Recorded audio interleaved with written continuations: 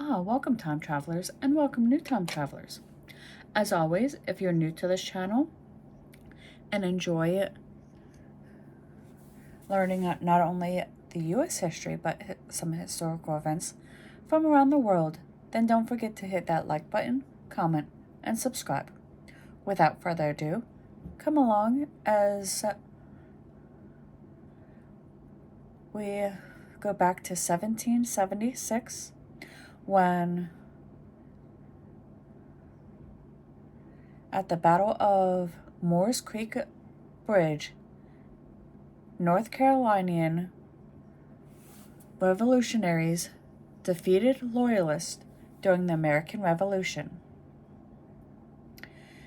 In 1807 is when American poet Henry Wadsworth Longfellow was born in Portland, Massachusetts, which is now Maine. Moving on to 1884, when Paul Kruger, president of the South African Republic, signed a treaty in London that devoured British authority over the Transvaal.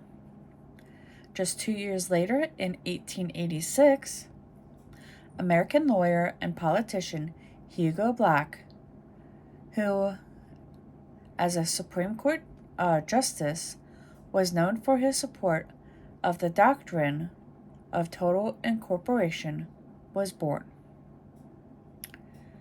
30 years later, American actress Elizabeth Taylor, whose career highlighted by award-winning portrayals of emotionally volatile characters, was often overshadowed by her highly publicized personal life, was born in London.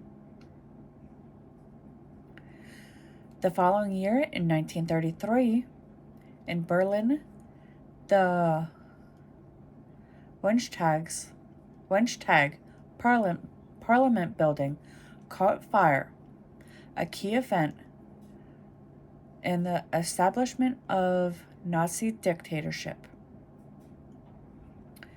We're now going to make a stop in 1951 when the 22nd Amendment, which effectively limited to 2 of the number terms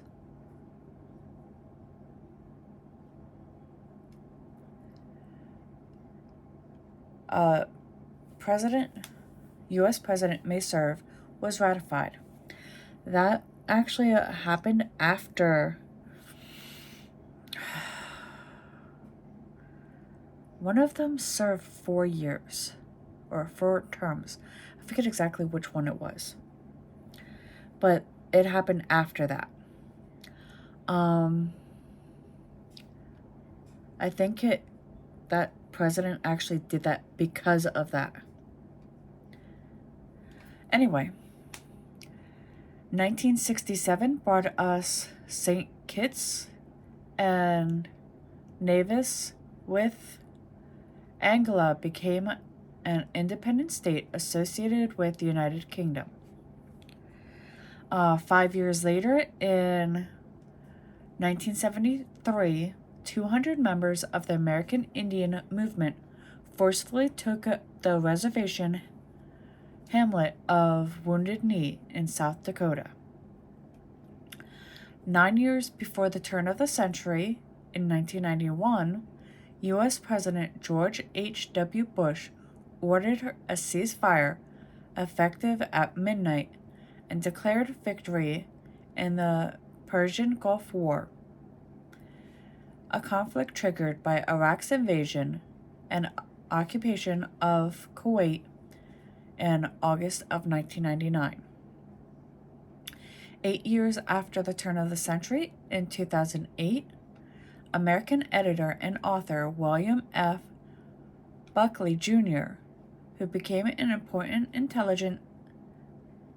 intellectual influence in politics as the founder in 1955 and editor editor-in-chief of the journal National Review, which he used as a forum for conservative views and ideas, passed away at the age of 82.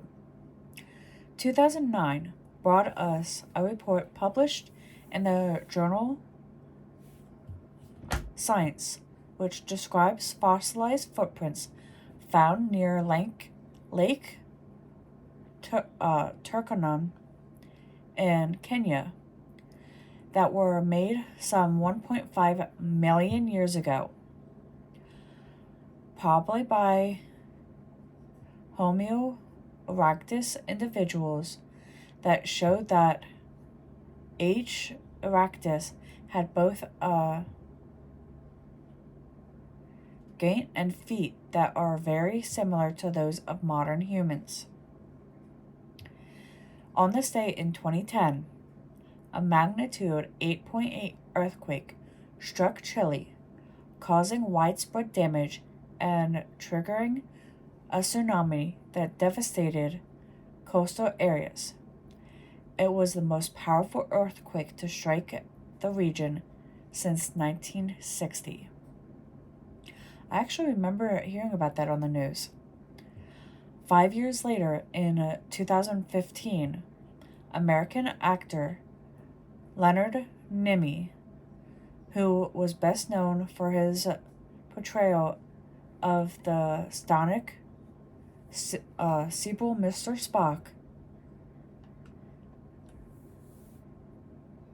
in the sci-fi TV and film franchise Star Trek, passed away at the age of 83.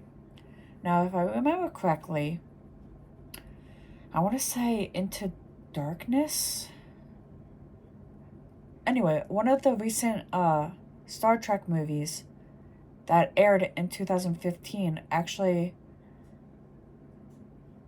had a credit in memory of him, since he played the older Spock in one of those. I think it was him. But there was actually one that they actually did a tribute to in one of the Star Trek movies. Until next time.